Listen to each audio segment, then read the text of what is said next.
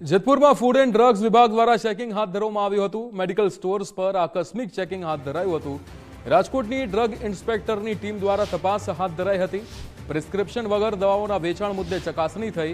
જેતપુરમાં 115 જેટલા medical stores આવેલા છે। અનેક સંચાલકો મેડિકલ સ્ટોર્સ બંધ કરી ફરાર થયા હતા। સંચાલકો બપોરના સમયે જમવા કે બહાર ગયા હોય। આકસ્મિક તપાસથી મેડિકલ સ્ટોરના સંચાલકોમાં ફફડાટ ફેલાયો છે।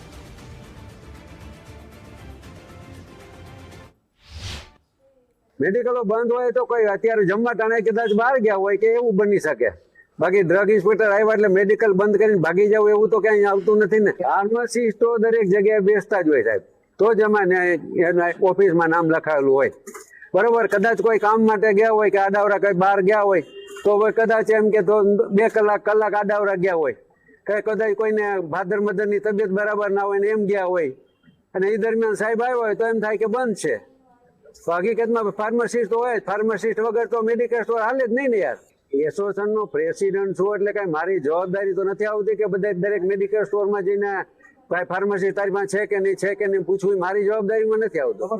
ડ્રગ ડિપાર્ટમેન્ટમાં આવે। મેડિકલ સ્ટોરોમાં ફાર્માસિસ્ટ હાજર નથી અથવા પ્રિસ્ક્રિપ્શન વગર દવાઓનું એન્ટીબાયોટિકનું વેચાણ થાય છે એ બાબતની ફરિયાદ હતી અને ફરિયાદના અનુસંધાને રાજકોટ તરફથી ટીમ તરફથી ડ્રગ ઇન્સ્પેક્ટરો હાલમાં તપાસ કરી રહ્યા છે।